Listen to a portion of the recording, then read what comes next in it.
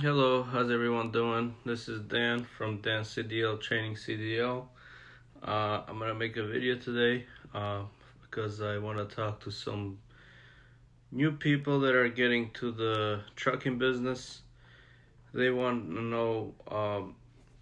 They have a couple questions. I've been asking from a lot of students, like things like, how is life on the road? Well, like we talked before, that there's a lot of different things that you can do. You can do regional, you can do over the road, local, and all stuff like that. But obviously, local would be a better choice because you're home every day and you have a much better social life. But it is much harder physically than as an over the road driver. So today I'm going to talk about how is life as an over the road driver. Gonna give you guys some things that I personally experienced during the time and years I was out there, and we'll go on. We'll talk about it. So first thing that's going to happen is when you go out there, like the first, probably say like the first couple months, maybe 3 to 6 months. It's probably gonna be one of the most toughest time because this is something new to you. Is a new different lifestyle that you're gonna be doing, and you're gonna be away from home weeks, sometimes less. It depends on which company you go, and a lot of companies now, they do have options that you can go home weekly, but some do not. So it all depends, but as far as home time goes, just remember one thing: whoever you talk to, the home time is never guaranteed. Something can go wrong. Such thing as a truck can break down, for example, a flat tire, or anything can go wrong out there. Or maybe you can be stuck at a warehouse. You go to pick up a load, then the product is not there, then you have to wait till the product gets there, and all this stuff. So the first things you're gonna experience as an over the road driver, obviously the number one is gonna be that you will feel lonely, and that's not a good feeling. You're gonna feel lonely to a point that you will start getting homesick, and it's not the most pleasant way to feel, but it will happen at the beginning, especially if you have children, or you're very close to your relatives, or you're a person that you are a very socialized person. So it will happen, as you drive throughout the day. You actually will start daydreaming, believe it or not. It will happen. I used to daydream all the time when I used to drive from Philly going all the way to California every week. I used to drive through Highway 40. I miss driving on Highway 40. So every time I would go out there, I would have all these ideas. I would start daydreaming. When you start at the beginning, obviously, you will have some back pain because you're going to be sitting down for like 10 to 11 hours a day. And you're going to be driving between 500 to 600, or maybe at some days you might even do about 650 miles a day. So it would help. It will happen. Now, as far as when you're on the road, you're not gonna get the most uh, best nutrition that's out there because we stop at truck stops, and all the truck stops, all the food that's there is has very really really bad quality food. Um, I try not to eat food from the truck stop. I try to go to like Walmart's or supermarkets somewhere safe where I could park. That's why I had a refrigerator in my truck, so that way I can make my own sandwiches, get my own salads, and all that stuff. And when you go out there, you want to take care of yourself, eat healthy, because that's the most important thing, your health. Um, Now, when you're out there, the a lot of this rest areas, especially if you're like in the East Coast, Northeast, a lot of this rest areas don't have parking for for the big truck. It's really bad. So what will end up happening is you would have to park somewhere illegal, such as ramps. And the ramps, believe it or not, they are illegal to park there. There's a lot of times, most of the times, they should have signs saying that you cannot park there, and you can also get tickets for that. That's one of the reasons why I did not like running the Northeast region, because there was no parking, tight warehouses, and all that stuff. Now, if we're talking about the Midwest, even the South and the West, you got parking everywhere. Texas, for example, I love driving through Texas because there was parking all over the place. There was no issue. Uh, Now, what's gonna happen is when you go up to these warehouses, a lot of times they don't have bathrooms. They don't even allow you to use their bathrooms. So it's a very bad situation at times. And you could be stuck at a warehouse for maybe like a day, 2 days, and I know it's really bad. But sometimes you gotta go where you have wherever you have to go, and also a lot of times when you park somewhere, because you don't have enough time, your hours of service will run. Your 11 hours a day will run. Then at times you can be not taking a shower for maybe 2-3 days.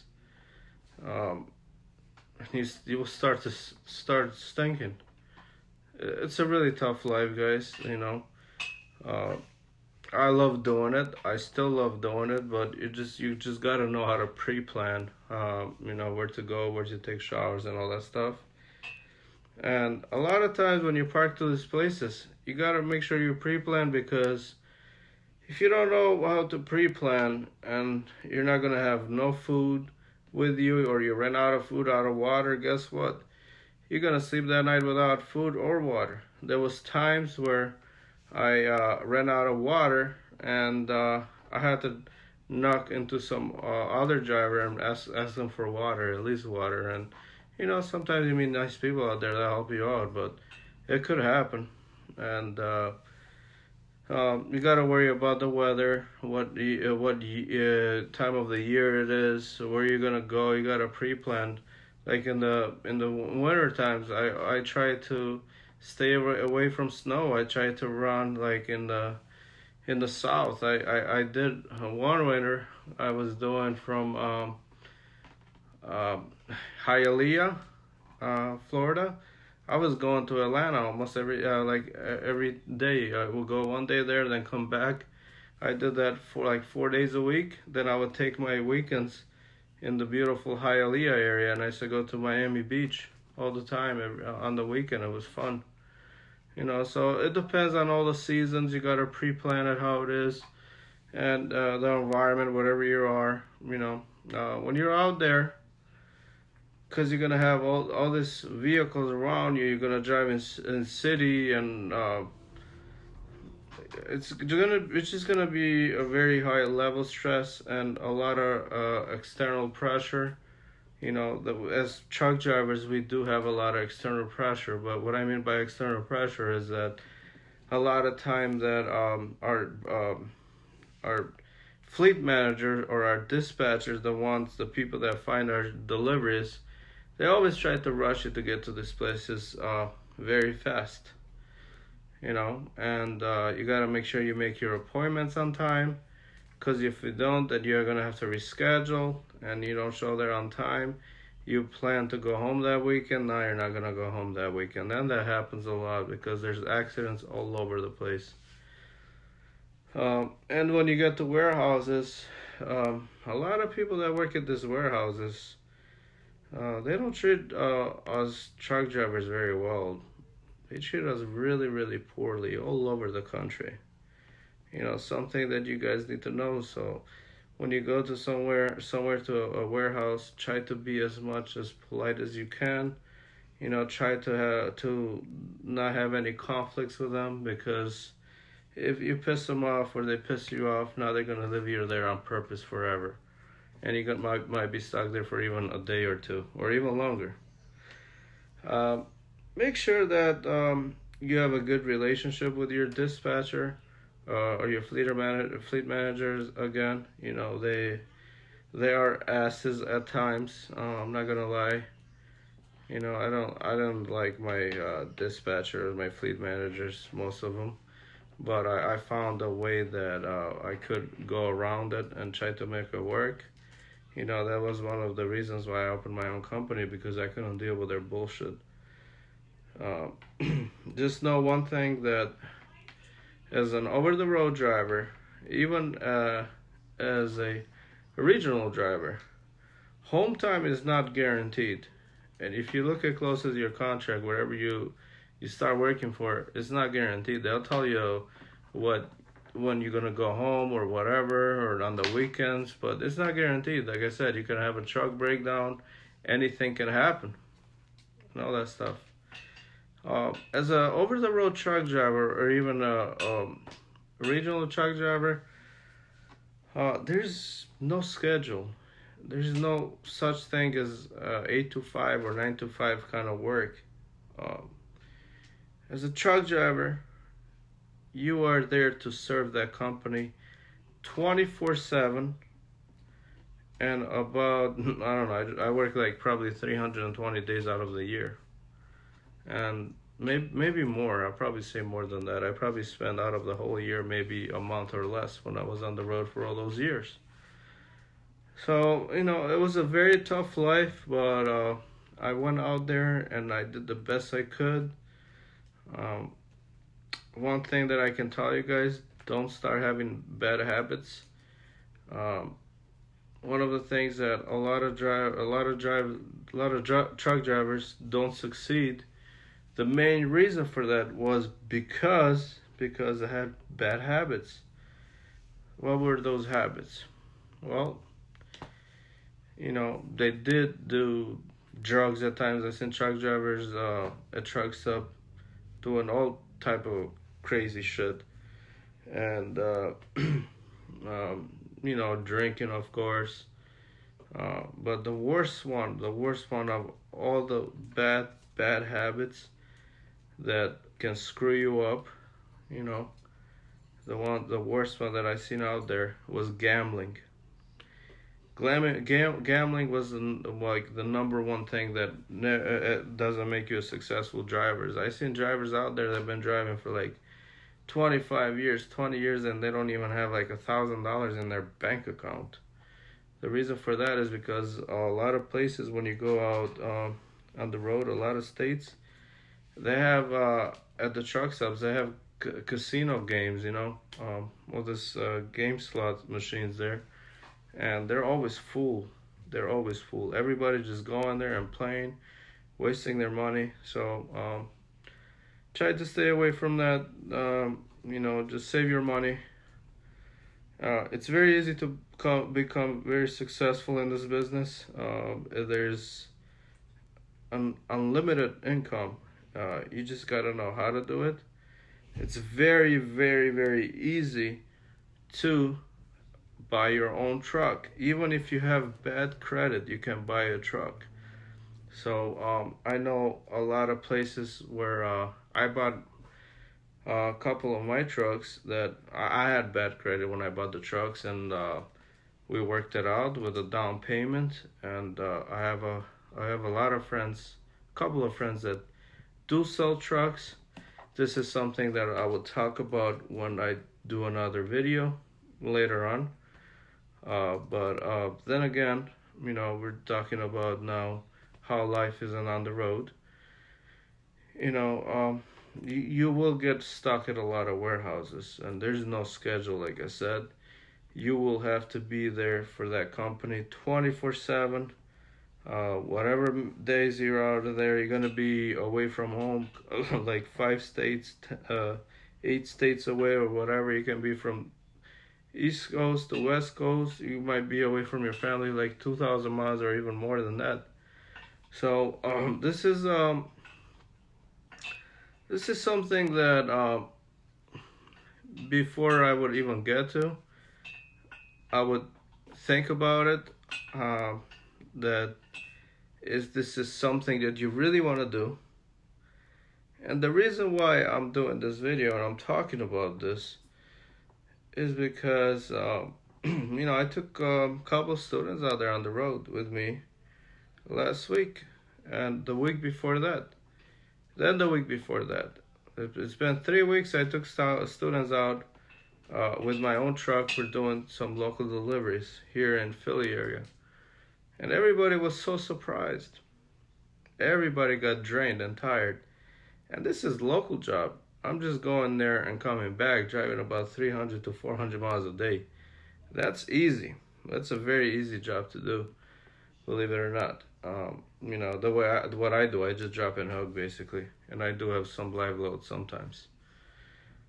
So you gotta think about it if that's what you want to do. These schools are not cheap. They cost quite a bit. So if this is something that you really want to do, I will look more into it. Maybe go to a truck stop. Ask other truckers like, hey, what is like life out there? Ask people that you think they're gonna help you out. Because like I said, when you go to a company and you're gonna work for them, just remember that you're giving your whole 24 hours a day, 7 days a week, 2 weeks out of the time for the company. So it's a difficult life. Think about it if that's what you really want to do. I take out students now every week, and I made a video yesterday. I told you guys that I will open my own CDL school in a couple of weeks. I gotta go. I was as soon as tomorrow, I'm gonna start the process of whatever I have to do with the state, whatever the qualifications are, or whatever permits and insurance stuff. So make sure that this is something you really want to do before you spend that money. And if you know someone that can take you out for a day, just to get the feeling of if that's what you really want to do, even before you get your CDL permit or whatever, before you pay whatever schools take for deposit. A lot of schools, when you sign up for them to go to their CDL school, they want a deposit up front. And a lot of people, what they do is they pay this deposit, and in about 2, 3, 4 weeks later, they realize that's not something that they want to do, and they spend that whatever the cost is for the school. Maybe you can do something else. I know another profession another job. It's an industrial job as a CNC machine operator. I actually thought of getting to that myself. I've been thinking about it, but they start you at like $28 an hour, or even they start you at 28, but it can get up to like $38 an hour, and the school is only like about $3,000 or $4,000 to go and learn. So, and you're home every single day. You can make about the same amount of money if that's something that you don't want to do. So before you even sign up to a school, try to go out with someone for a day. If I have time myself, because I'm actually crazy booked right now with students. If I have time, you guys can even contact me. I don't mind. I can charge you a small fee just to take you out there, not to drive, just so you can see how it feels, how the day is like. And, you can judge for yourself. But as an over-the-road driver, guys, it's a very tough life. You got to make sure that you're safe out there. That's why I say all the time, you got to get a trainer that has experience. And another main reason for that is, just so you guys know, that every time you go out with a truck your freedom is on the line.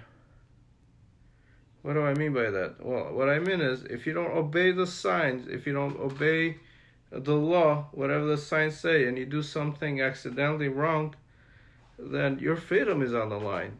You can hurt somebody, you can get into an accident, and you're gonna have to get a lawyer, and it's a mess. It's a big mess. So that's why I tell you guys all the time: make sure you get a person that has 2 or more experience. One of my students, he's gonna start tomorrow with Werner, and he waited for about almost to a month until they got him a good trainer. You know, that trainer that he's getting has over 10 years experience, and I actually talked to him myself. You know, I told him, hey, you know, this is my student. Please make sure that you teach him all the right things, what he's got to do. And now that student is going to start out tomorrow with this trainer, and hopefully everything goes well. So I know this video is a little bit too long now, but I just wanted to give you guys some information about the OTR life, over the road life, and even the regional life, whatever it is. And hopefully maybe this can help you guys in some way. And thank you for watching this, and I wish you guys to have a good day. Bye.